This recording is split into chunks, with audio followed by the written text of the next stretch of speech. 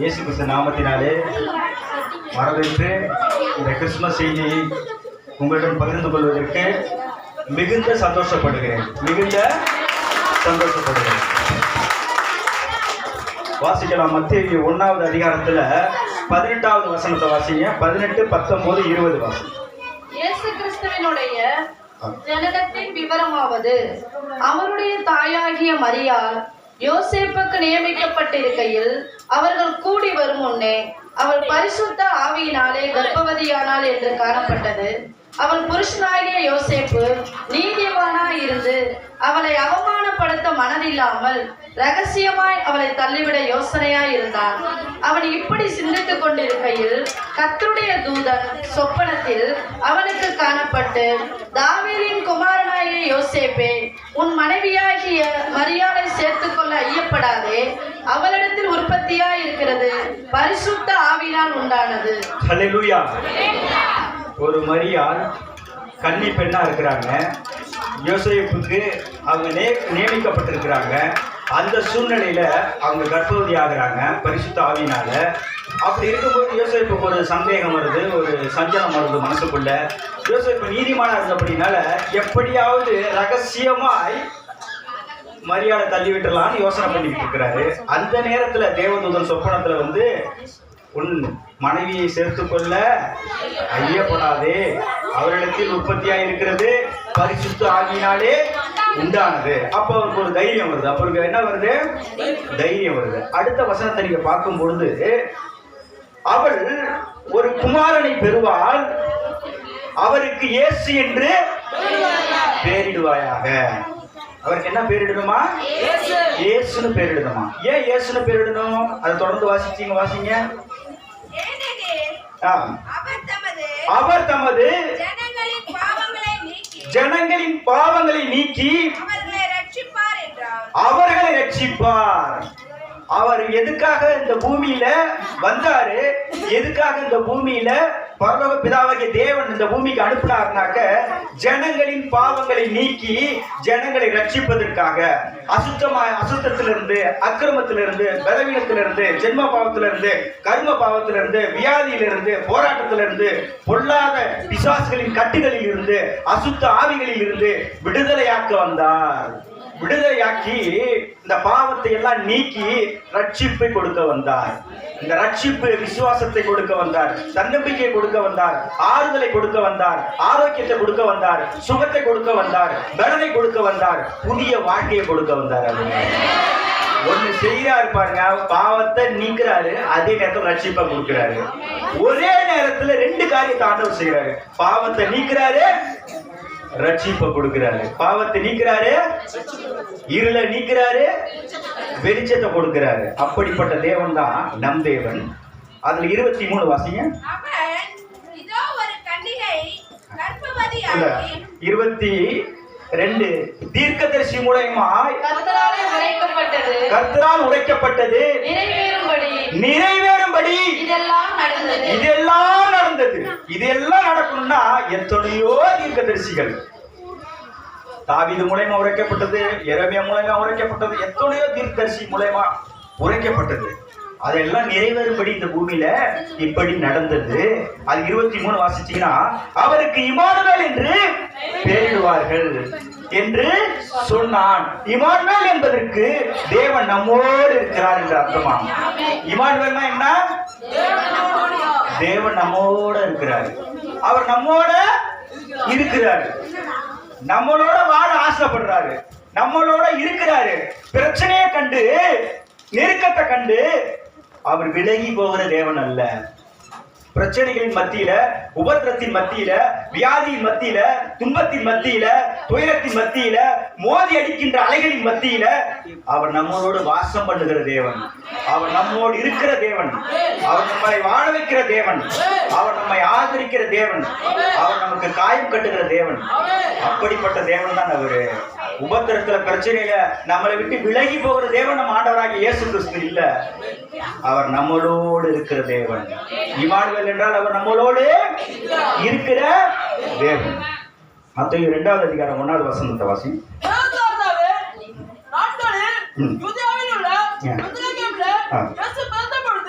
கிழக்கிலிருந்து சாஸ்திரிகள் எருசலேமுக்கு வந்து யூதருக்கு ராஜாவாக தேர்ந்தெடுத்தவர் எங்கே? கிழக்கிலே அவருடைய நட்சத்திரத்தை கண்டு அவரை பணித்துக் கொள்ள வந்தோம் என்கிறார்கள். ஹல்லேலூயா, ஹல்லேலூயா. ஆண்டவருக்காகவே ஒரு நட்சத்திரம் ஆயத்தப்படுத்தப்பட்டது. அந்த நட்சத்திரத்தை சகல ஜனங்களும் பார்க்கறாங்க. கிழக்கிலிருந்து, மத்திய கிழக்கு நாடுதான் இஸ்ரேல், கிழக்கிலிருந்து சாஸ்திரிகள் எல்லாம் போறாங்க. அந்த நட்சத்திரம் போற இடத்தெல்லாம் பின்தொடர்ந்து போயிட்டு இருக்காங்க. வான சாஸ்திரிகள் போறாங்க, ராஜாக்கள் போறாங்க. இந்த நட்சத்திரம் எங்க போகுதியா? இது வித்தியாசமான நட்சத்திரமா இருக்க, இது நகர நட்சத்திரமா இருக்க. இந்த நட்சத்திரம் போய்கிட்டே இருக்கு. அப்போ போய் எங்க போய் நிக்குதுன்னா எருசலேம்ல நின்னுடுது. எருசலேம்ல நின்ன உடனே ஏரோது ராஜாவுக்கு அரண்மனைக்கு போய், யூதருக்கு ராஜாவாக பிறந்தவர் எங்கே? அவருடைய நட்சத்திரத்தை கிழக்கிலே நாங்கள் கண்டோம் சொன்னோன்னே அவருக்கு ஒரு கலக்கம் உண்டாகுது. நம்ம ராஜாவா இருக்கிறோம், இன்னொரு ராஜாவா? அவருக்கு ஒரு ஆச்சரியமா இருக்கு. அப்ப என்ன செய்யறாருன்னா, பிரதான ஆசாரியர்கள் எல்லாம் கூப்பிடுறாரு, வேத பாரகர்கள் எல்லாம் கூப்பிடுறாரு, சகல ஜனங்கள் எல்லாம் கூப்பிட்டாரு. அரண்மனையில ஒரு ஆலோசனை பண்றாரு. யூதருக்கு ராஜாவாக பிறக்கிறவர் எங்க பிறப்பாரு, அவர் எங்க பிறப்பாருன்னு. அப்போ பிரதான ஆசாரியரும் வேத பாரகரும் அந்த ஜனங்கள் எல்லாம் சொல்றாங்க, அவர் யூதேயாவில் உள்ள பெத்லேகமிலே பிறப்பார், யூதேயாவில் உள்ள பெத்லேகமிலே பிறப்பார். அப்ப இயேசு எங்க பிறப்பாரு? யூதேயாவில் உள்ள பெத்லேகமிலே பிறப்பார். ஏன் பெத்லேகமிலே பிறக்க வேண்டும்? எத்தனையோ பகுதிகள் இருக்கு, பெத்லேகமிலே ஏன் பிறக்க வேண்டும்? நல்லா கவனிச்சு பாத்தீங்கன்னா, பெத் என்றால் வீடு, பெத் என்றால் வீடு, லெகேம் என்றால் அப்பம், பெத்லேகம் என்றால் அப்பத்தின் வீடு. அப்பத்தின் வீடுன்னா என்ன அர்த்தம்னா, பெத்லேகம்ல கோதுமை அதிகமா, அந்த பகுதியில கோதுமை மாவை தயாரிச்சு ரொட்டி சுட்டு கோதுமை அப்பம் விநியோகம் அதிகமா நடக்கும். அதனாலதான் அப்பத்தின் வீடு. பெத்லேகம்னா அப்பத்தின் வீடு. பெத்லேகத்திலே உயர் வகையான செம்மறி ஆடுகள் அங்க வளர்ப்பாங்க. உயர் வகையான செம்மறி ஆடு, உலகின் பாவங்களை சுமர்ந்து தீர்க்கும் தேவ ஆட்டுக்குட்டி, தேவ செம்மறி அங்கே பிறக்க வேண்டும். உலகின் பாவத்தை சுமர்ந்து தீர்க்கக்கூடிய தேவ ஆட்டுக்குட்டியானவர் பெத்லேகமிலே பிறக்க வேண்டும். அங்கு அப்பங்கள் அதிகமாக கிடைப்பதனால் ஜீவ அப்பம் நானே என்று சொன்ன அந்த ஆண்டவராகிய இயேசு கிறிஸ்து பெத்லேகமிலே பிறக்க வேண்டும். பெத்லேகம் தாவீதின் ஊராய் இருக்கிறபடினாலே தாவீதின் ஊரிலே அவர் பிறக்க வேண்டும். அப்ப பெத்லேகமிலே பிறப்பது தேவனுடைய திட்டமாய் இருக்கிறது, தேவனுடைய தீர்மானமாய் இருக்கிறது. அது தீர்க்கதரிசியால் உரைக்கப்பட்ட சம்பவமாய் இருக்கிறது. அதனால்தான் அவர் எங்க பிறந்தாரு? பெத்லேகமிலே அவர் பிறந்தார். லூக்கா 2வது அதிகாரம் 1வது வசனத்தை வாசிங்க. லூக்கா 2வது அதிகாரம் 1வது வசனம், 1ல இருந்து 5 வரைக்கும் வாசிங்க. அந்நாட்களில் உலகமெங்கும் குடிமதிப்பு எழுதப்பட வேண்டும் என்று அகஸ்தியரால் கட்டளை பிறந்தது. சிறிய நாட்டிலே சேனையா என்பவன் தேசாதிபதியாக இருந்தபோது இந்த முதலாம் குடிமதிப்பு உண்டாயிற்று. அந்தபடி குடிமதிப்பு எழுதப்படும்படிக்கு எல்லாரும் தங்கள் தங்கள் ஊர்களுக்கு போனார்கள்.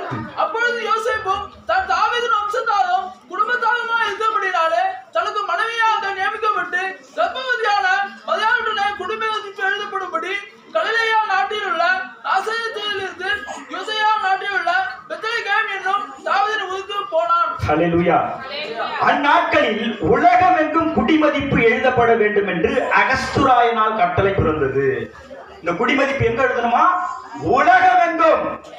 ஒரு மாநிலத்துல மட்டுமல்ல, ஒரு மாவட்டத்துல மட்டுமல்ல, ஒரு தாலுகாவுல மட்டுமல்ல, ஒரு கிராமத்தில் மட்டுமல்ல, உலகம் எங்கும் அந்த குடிமதிப்பு எழுதப்பட வேண்டும். உலகம் எங்கும் அந்த மக்கள் தொகை கணக்கெடுப்பு எழுதப்பட வேண்டும். உலகம் எங்கும் அந்த குடிமதிப்பு என்ன செய்யப்பட வேண்டும்? எழுதப்பட வேண்டும். அப்படி எழுதப்பட வேண்டும்னா கர்த்தருடைய திட்டம் நிறைவேறணும். ஏன்னா கலிலேயாவில் உள்ள நாசரேத்துல இருந்து யூதேயாவில் உள்ள பெத்லேகத்துக்கு ஆண்டவராகிய இயேசு கிறிஸ்து என்ன செய்ய வேண்டும்? போக வேண்டும். எங்க போக வேண்டும்? கலிலேயாவில் உள்ள நாசரேத்துல இருந்து யூதேயாவில் உள்ள பெத்லேகமுக்கு ஆண்டவராகிய இயேசு கிறிஸ்து செல்ல வேண்டும். செல்ல வேண்டும் என்றால் அகஸ்துராயினாலே அந்த கட்டளை பிறப்பிக்கப்பட வேண்டும். அகஸ்துராயினாலே அந்த கட்டளை என்ன செய்ய வேண்டும்? பிறப்பிக்கப்பட வேண்டும். அதனால எங்க போறாங்கன்னாக்க தாவீதின் ஊராகிய பெத்லேகமுக்கு அவங்க என்ன செய்யறாங்க? போறாங்க. அங்க போகும் பொழுது போயிட்டாங்க. அந்த சம்பவத்தை சொல்லிடுறேன். லூக்கா 2:8-9 வாசிங்க. அப்பொழுது அந்த நாட்டிலே ம். மேய்ப்பர்கள் ம். வயல்வெளியில் தங்கி ம். ராத்திரியிலே ஆ. தங்கள் மந்தையை காத்துக் கொண்டிருந்தார்கள். ஆ. அவ்வேளையில் ம். கர்த்தருடைய தூதன் ம். அவர்களிடத்தில் வந்து நின்றார். ஆ. கர்த்தருடைய மகிமை ம். அவர்களை சுற்றிலும் பிரகாசித்தது. ம். அவர்கள் மிகவும் பயந்தார்கள். ஆ. தேவதூதன் ம். அவர்களை நோக்கி பயப்படாதிருங்கள், இதோ எல்லா ஜனத்துக்கும் ஆ. மிகுந்த சந்தோஷத்தை உண்டாக்கும் ம். நற்செய்தியை ம். உங்களுக்கு அறிவிக்கிறேன். ம். இன்று கர்த்தராகிய கிறிஸ்து என்னும் இரட்சகர் ம். உங்களுக்கு ம். தாவீதின் ஊரிலே பிறந்திருக்கிறார். ஹல்லேலூயா. இப்போ தேவதூதனுக்கு தயாராயிட்டு வயல்வெளிகள்ல மேய்ப்பர்கள் மந்தைய காத்துக்கிட்டு இருக்கிறாங்க. அவங்ககிட்ட வந்து நேரடியா ஒரு செய்தியை சொல்றாங்க. என்ன சொல்றாங்கன்னா, பயப்படாதிருங்கள், சகல ஜனங்களுக்கும் மிகுந்த சந்தோஷத்தை உண்டாக்கும் நற்செய்தியை உங்களுக்கு நான் அறிவிக்கிறேன். இது மிகுந்த சந்தோஷத்தை உண்டாக்கும் நல்ல செய்தி. ஒரு ஜனத்துக்கு 2 ஜனத்துக்கு மட்டும் இல்ல, ஒரு தேசத்துக்கு மட்டும் இல்ல, ஒட்டுமொத்த உலகத்துக்கே சந்தோஷத்தை உண்டாக்கும் நற்செய்தியை உங்களுக்கு அறிவிக்கிறேன். அந்த செய்தி என்னன்னா, இன்று கர்த்தராகிய கிறிஸ்து என்னும் இரட்சகர் உங்களுக்கு தாவீதின் ஊரிலே பிறந்திருக்கிறார், பெத்லகேமிலே பிறந்திருக்கிறார். ஜீவ அப்பமாகிய இயேசு அன்று பெத்லகேமிலே பிறந்தார். இன்று உங்கள் உள்ளத்திலே பிறந்திருக்கிறார், உங்கள் இல்லத்திலே பிறந்திருக்கிறார், உங்கள் வாழ்க்கையிலே பிறந்திருக்கிறார், உங்களுக்காக வார்த்தையாக பிறந்திருக்கிறார், உங்களுக்காக வசனமாக பிறந்திருக்கிறார், உங்களை வாழ வைக்க பிறந்திருக்கிறார். அதனாலதான் ஆண்டவர் சொல்றாரு, என் மகனே உன் இருதயத்தை எனக்குத்தான். நான் பெத்லகேமிலே அல்ல, பெத்லகேமிலே மட்டும் அல்ல, நான் உன்னுடனே வாசம் பண்ண விரும்புகிறேன். உன் இருதயமாகிய ஆலயத்திலே நான் வாழ விரும்புகிறேன். உன்னோடு சஞ்சரிக்க நான் விரும்புகிறேன். உன்னை ரட்சிக்க நான் விரும்புகிறேன். ரட்சிப்பு என்னை பொறுத்த வரைக்கும் வெளியானது. நீ ஒன்றே ஒன்று, நீ மனம் திரும்பு. பாவத்தை விட்டு வெளியில வா, அசுத்தத்தை விட்டு வெளியில வா, அக்கிரமத்தை விட்டு வெளியில வா, பொல்லாத காரியங்களை விட்டு வெளியில வா. நான் உன் இருதயத்துக்குள்ள வந்துடுறேன். உன் இருதயம் ஒரு பெத்லகேமா இருக்கும். உன் இருதயத்தில் நான் ஜீவம் அப்பமாக வருவேன். உன் இருதயத்திலே நான் செம்மறி ஆட்டுக்குட்டியாக வருவேன். உன் இருதயத்திலே நான் உனக்காக ஒவ்வொரு நாளும் காக்கின்ற ஒரு அரணைப்பு கோட்டையாக உனக்குள்ளே வருவேன். உன்னை சுற்றிலும் வேலி அடைக்க வருவேன். உன்னை வாழ வைக்க நான் வருவேன். அப்படிதான் தேவனாகிய கர்த்தர் தாவீதின் சிங்காசனத்தை நமக்கு கொடுக்கிறார். தாவீதின் ஜீவ கிரீடத்தை நமக்கு கொடுக்கிறார். அப்படிப்பட்ட தேவன் தான் நமக்கு பிறந்திருக்கிறார். அடுத்தது பாத்தீங்கன்னாக்க ஏசாயா 9:6 வாசிங்க. ஏசாயா 9:6. நமக்கு ஒரு பாலகன் பிறந்தார், நமக்கு ஒரு குமாரன் கொடுக்கப்பட்டார். கர்த்தத்துவம் அவர் தோளின் மேல் இருக்கும். அவர் நாமம் அதிசயமானவர். அவர் அதிசயமான தேவன். அவர் அதிசயமான தேவன். வார்த்தையால உலகத்தை உண்டாக்க முடியும். அவரால மரித்தவன் அவரால் எழுப்ப முடியும். செங்கடல் 2ஆக பிளக்க முடியும். மாறாவி நீரை மதுரமா மாற்ற முடியும். கண்மலையை பிளந்து ஜனங்களின் தாகம் தீர்க்க அவரால் முடியும். பாலைவனத்தை சோலைவனமாக அவரால் மாற்ற முடியும். வறண்ட நிலத்தை செழிப்பாக அவரால் மாற்ற முடியும். 4 நாள் மரித்து போனவங்க கூட அவரால் என்ன செய்ய முடியும்? உயிரோட எழுப்ப முடியும். எதுவுமே நடக்காதுங்கிற ஒரு சூழ்நிலையில அந்த காரியத்தை நடக்க வைக்க ஆண்டவரால் முடியும். அப்படிப்பட்ட தேவன் தான் நம் தேவன். அவர் அதிசயமானவர், ஆலோசனை கர்த்தர், வல்லமையுள்ள தேவன், நித்திய பிதா, சமாதான பிரபு. சமாதான பிரபு. அது மட்டும் கிடையாது. நீங்க மார்க் 5வது அதிகாரத்தை நீங்க வீட்டுல போய் படிச்சு பாத்தீங்கன்னா தெரியும். ஆண்டவர் வந்து இந்த கதரேனோருடைய நாட்டுக்கு போறாரு. கடற்கரையில இருந்து அக்கறைக்கு போறாரு. அக்கறைக்கு போகும்பொழுது அசுத்த ஆவி பிடிச்ச ஒரு மனுஷன் என்ன செய்யறான்? பிரேத கல்லறைகள்ல உட்கார்ந்துருக்கிறான், மலைகள்ல உட்கார்ந்துருக்கிறான், கற்களால தன்னை காயப்படுத்தி கொண்டிருக்கிறான், கூக்குரலிட்டு கத்துறான், தன்னையும் காயப்படுத்துறான், தன்னை சார்ந்தவங்களையும் காயப்படுத்துறான், வேதனையில இருக்கிறான், மன உளைச்சல்ல இருக்கிறான். ஆனா அவனுக்குள்ள அசுத்த ஆவி இருக்கு. அவனுக்கு தெரியுதுங்க. அவன் இயேசுவை தூரத்திலே கண்ட பொழுது ஆண்டவரே என்று சொல்லி இயேசுவை பணிந்து கொண்டான். இயேசுவை பணிந்து கொண்டான். இயேசுவை என்ன செஞ்சான்? தேவனுடைய குமாரனே. இப்ப தேவனுடைய குமாரன் நல்லா தெரியுது, அசுத்த ஆவிக்கும் நல்லா தெரியும். தேவனுடைய குமாரனே, இயேசுவே, தேவனே என்று சொல்லி தேவனை பணிந்து கொண்டான். ஆனா அசுத்தாவி உள்ள இருக்கு. அசுத்தாவி என்ன செய்யுது? உள்ள இருக்கு. நம்ம ஆலயத்துக்கு வருவோம், நம்ம பைபிள் படிப்போம், நம்ம ஆண்டவர் தொழுது கொள்ளுவோம், நம்ம ஆண்டவரை பணிந்து கொள்ளுவோம். ஆண்டவர் தான் இயேசுன்னு நமக்கு தெரியும், ஆண்டவர் தான் பாவங்களை மன்னிக்கிறவரும் தெரியும். ஆனாலும் ஆவி நமக்குள்ள இருக்கும். அசுத்தாவி என்ன செய்யும்? அது போவாதே இருக்கும். அது போவாதே பாருங்க. பாருங்க, தூரத்திலே இயேசுவை கண்ட பொழுது அவர் பாதத்தில் விழுந்து, ஆண்டவரே, தேவனுடைய குமாரனே, இயேசுவே, உமக்கும் உமக்கும் எனக்கும் என்ன, என்னை வேதனைப்படுத்தாதபடி அவன் சத்தியம் பண்ண சொல்றான். தேவன் பேர்ல நானே ஆணையிடுறேன்னு. நீங்க இங்க இருந்து போயிடுங்க, என்ன விட்டுருங்க, இது எனக்கு சௌரியமா தான் இருக்கு. நான் கற்களால காயப்படுத்துறது எனக்கு சௌரியமா தான் இருக்கு. எனக்கு எந்த பிரச்சனையும் இல்ல. நான் இருக்கிறபடி இருந்துட்டு போறேனே. நீங்க தேவன்னு தெரியும், நீங்க இயேசுன்னு தெரியும். நான் பணிந்து கொள்றேன், வாரம் வரேன், எல்லா ஜபத்துக்கும் வரேன், எல்லா ஆராதனைக்கு வரேன். நீங்க இயேசுன்னு தெரியும். ஆனா என்கிட்ட இருக்கிற இந்த பாவம் என்கிட்ட இருக்கட்டுமே, பரவாயில்லையே, அப்படியே இருந்துட்டு போகட்டுமே, அப்படியே இருந்துட்டு போகட்டுமே, அப்படியே இருந்துட்டு போகட்டுமே. அது எத்தனை காலம் தான் அப்படியே இருந்துட்டு போகுது, எத்தனை காலம் தான் நமக்குள்ளே அது இருக்குது. ஆனா எல்லாமே தெரியும். ஆனா பாருங்க, ஆண்டவரே அசுத்தாவியே நீ புறப்பட்டு போன்னு சொல்றாரு. அப்போ அசுத்தாவி புறப்பட்டு போனா லேகியன் எத்தனை, ஒரு லேகியன்ங்கிறது எத்தனை பிசாசு சொல்லப்பான்? 6000. அந்த 6000 பிசாசு 200, அந்த 2000 பன்றி கூட்டத்துல கிட்டத்தட்ட 2000 பன்றி கூட்ட கடல்ல போகுது. அப்போ இந்த நாள்ல, இந்த கிறிஸ்துமஸ் நன்னாள்ல தேவனுடைய திட்டம் தீர்மானம் என்னன்னா, பொல்லாத ஆவிகளே அவர் விரட்டுகிற தேவன். ஒரு மனுஷனுக்குள்ள ஒரு ஆவி இருந்தாலும், 8 ஆவி இருந்தாலும், 6000 ஆவி இருந்தாலும், எத்தனை அசுத்தாவிகள் இருந்தாலும் அவர் வார்த்தையாலே விரட்ட முடியும். அடுத்தது என்ன நடந்ததுன்னு பாருங்க. அந்த மனிதன் உடனே புத்தி தெளிந்து புதிய வஸ்திரம் தரித்து கொண்டு உட்கார்ந்து இருந்தான். ஒரே செகண்ட்ல நடக்குது.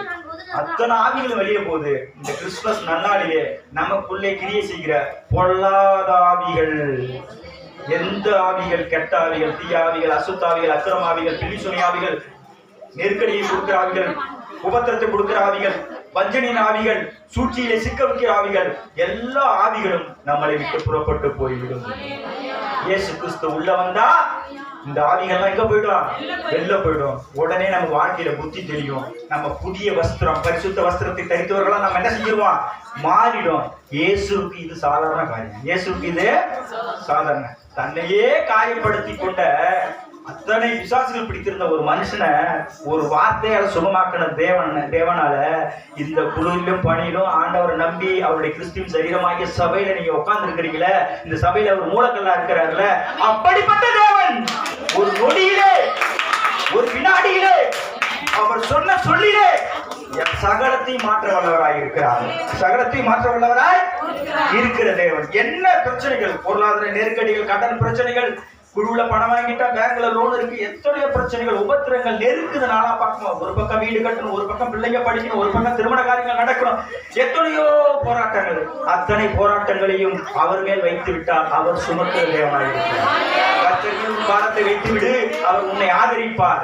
இந்த கிறிஸ்துமஸ் நன்னாளிலே அவர் மேல் பாரத்தை வைத்து விடுங்கள். வருத்தப்பட்டு பாரம் சுமக்கிறவர்களே, நீங்கள் எல்லோரும் என்னிடத்தில் வாருங்கள், நான் உங்களுக்கு இளைப்பாறுதல் தருகிறேன் என்று சொன்ன தேவன் உங்களுக்கு இந்த தேவாலயத்திலே, இயேசு கிறிஸ்துவின் ஜெப வீட்டிலே உங்களுக்கு இளைப்பாறுதல் தர தேவனாய் இருக்கிறார். இயேசு கிறிஸ்துவின் ஜெப வீட்டிலே வளர்ந்த ஒவ்வொரு பிள்ளைகளும் அநேக பட்டணங்கள்ல ஊழியரா இருக்கிறாங்க. பொன்னுக்குடி பகுதியில எத்தனையோ பகுதி இளைஞர்கள் ஊழியரா இருக்கிறாங்க. திருவன்காடு பகுதியில ஊழியரா இருக்காங்க. எத்தனையோ பகுதியில நான் பிரசங்கம் பண்ண போறேன். ஏனென்றால் இயேசு கிறிஸ்துவின் ஜெப வீடு இது ஒரு ஆணி வேர். சத்தியத்திலே உருவாக்குகின்ற ஒரு ஆணி வேர், மரத்தின் ஆணி வேர். ஹல்லேலூயா, ஹல்லேலூயா. ஏசாயா 11வது அதிகாரத்துல 1-2 வாயசு.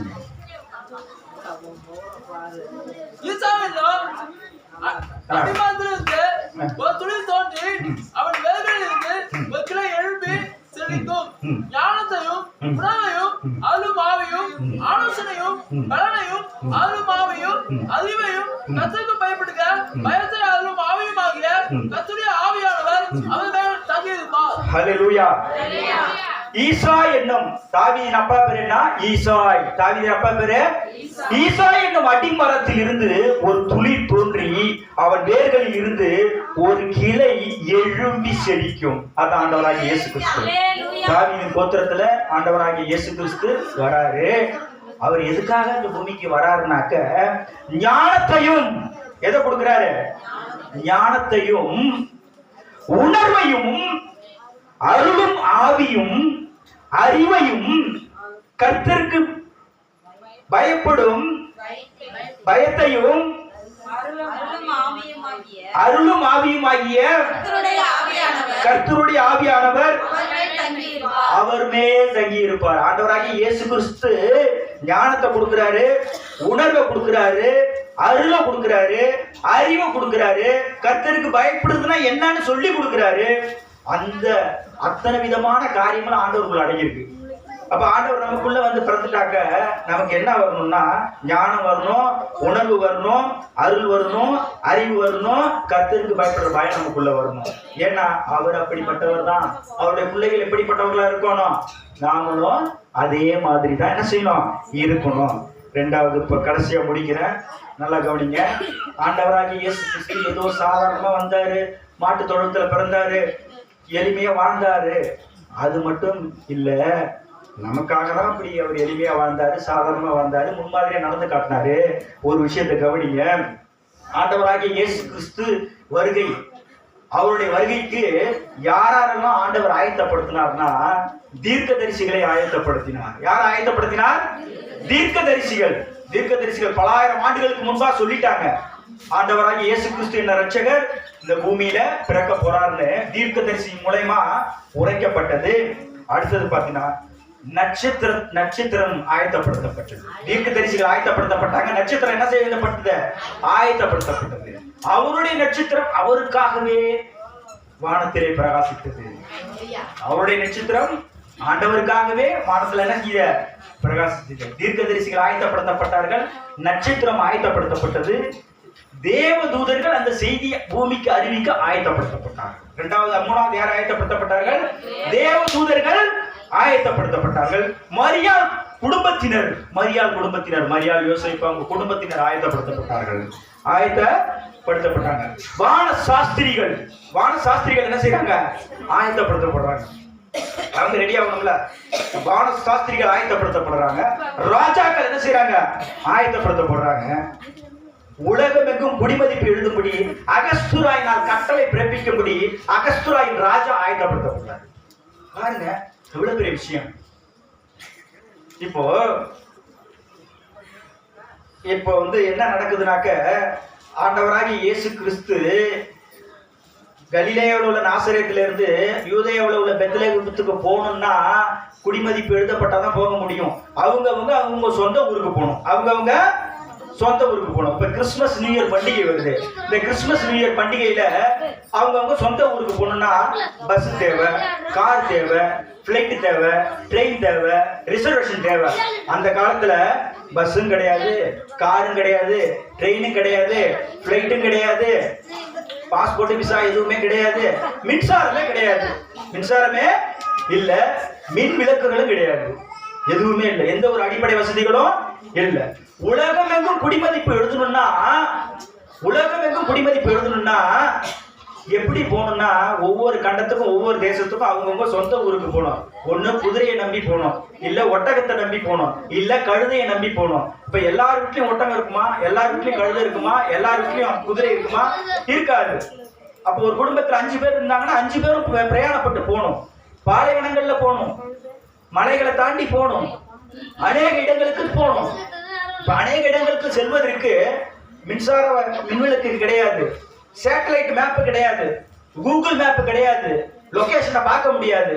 நட்சத்திரத்தை அடையாளமா வச்சு போகணும், சூரியனை அடையாளமா வச்சு போகணும், இரவுல சந்திரனை அடையாளமா வச்சு போகணும், கோள்களின் இயக்கத்தை அடையாளமா வச்சு போகணும், பல தூரம் மைல்கள் பிரயாணம் பண்ணணும், அதுக்கான உணவுகளை ஆயத்தப்படுத்தணும், தண்ணீர்களை ஆயத்தப்படுத்தணும். அப்ப என்ன நடந்திருக்குனாக்க ஒவ்வொரு பகுதியிலும் இருந்து, ஒவ்வொரு தேசத்திலும் இருந்து, ஒவ்வொரு நாட்டிலும் இருந்து, ஒவ்வொரு கிராமத்திலும் இருந்து ஜனங்கள் பிரயாணமா அவங்கவுங்க சொந்த ஊருக்கு போறாங்க. அவங்கவுங்க ஏன்னா அகஸ்தியராயனால் உலகமெங்கும் குடிமதிப்பு எழுதும்படி கட்டளை பிறப்பிக்கப்பட்டது. கட்டளை பிறப்பிக்கப்பட்டதுனாக்க இவங்க எல்லாம் போகணும். அப்ப உலகத்துல பாருங்க, எல்லாரும் போயிட்டு இருப்பாங்க. இந்த தேசமே அகஸ்தியராயன் கட்டளையால் இந்த தேசமே அசையுது, இந்த ராஜ்யங்கள் அசையுது. உலகமெங்கும் குடிமதிப்பு எழுதப்படுறதுனால எல்லாரும் அவங்கவுங்க சொந்த தேசங்களுக்கு பிரயாணப்பட்டு போறாங்க. அங்கங்க டிராவல் ஆகி அவங்கவுங்க ஒவ்வொரு இடத்துக்கு போக்குவரத்துமா போயிட்டே இருக்கிறாங்க. இப்படி போயிட்டே இருக்கும்போது அகஸ்தியராயனுடைய ராஜ்யத்தை தேவன் அசைத்தார். ஏரோதனுடைய ராஜ்யத்தை தேவன் அசைத்தார். இந்த பூமியை தேவனாகிய கர்த்தர் அசைத்தார். ஆண்டவராகிய இயேசு கிறிஸ்து யூதேயாவில் உள்ள பெத்லகேமுக்கு போக வேண்டும் என்பதற்காகவே ஒரு குடிமதிப்பை ஆண்டவர் எழுதப்பட வேண்டும் என்று ஆண்டவர் தீர்மானித்தார். அதன்படி இந்த தேசம் அசைக்கப்பட்டது. தேசம் என்ன செஞ்சது? அசைக்கப்பட்டது. இதன் மூலம் பாத்தீங்கன்னா உலக மக்கள் அனைவரும் அந்த வித்தியாசமான நட்சத்திரத்தை கண்ணோக்கி பார்த்தார்கள்.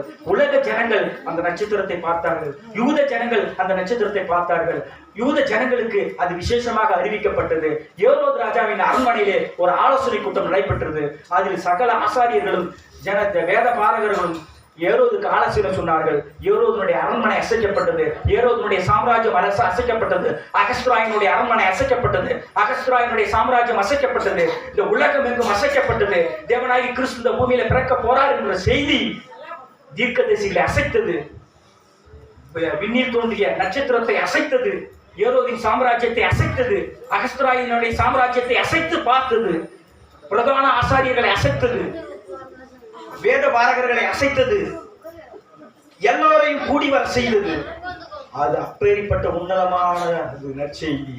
உன்னதமான உலகத்துல யாருக்கும் எந்த மனுஷனுக்கும் நடக்காத ஒரு காரியம் என் தேவனாகிய கர்த்தருக்கு நடந்ததுன்னா, வானம் அவரது சிங்காசனம், பூமி அவரது பாதப்படி.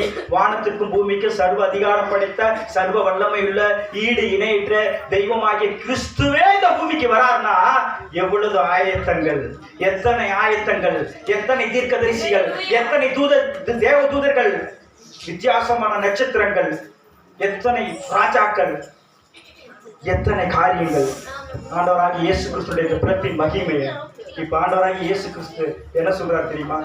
மகனே, சத்தியத்தையும் அறிவீர்கள், சத்தியம் உங்களை விடுதலையாக்கும். குமாரன் விடுதலையாக்கினால் மெய்யாக விடுதலையார்கள். சத்திய வசனமாகிய இயேசு, வார்த்தையாகிய இயேசு, ஜீவனாகிய இயேசு, ஒளியாகிய இயேசு, சமாதான பிரபு, வல்லமையுள்ள தேவன், ஜீவ கிரீடத்தை தரப்போகிற தேவன் நம்ம இடத்திலே பிறந்திருக்கிறார். நம்முடைய வாழ்க்கையில பிறந்திருக்கிறார். நமக்கு ஒளியாக பிறந்திருக்கிறார். நம்ம இருளை நீக்க பிறந்திருக்கிறார்.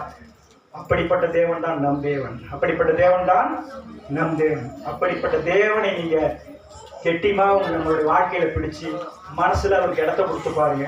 நம்ம மனசுல அவருக்கு இடத்த கொடுத்து பாருங்க. அவர் நம்ம வாழ்க்கையை உயர்த்துகிற தேவனா இருக்கிறாரு, மேன்மைப்படுத்துகிற தேவனா இருக்கிறாரு, ரட்சிப்பு கொடுக்கிற தேவனா இருக்கிறாரு, பாவங்களை நீக்கிற தேவனா இருக்காரு. அப்படிப்பட்ட தேவனை நம்ம என்ன செய்யணும்?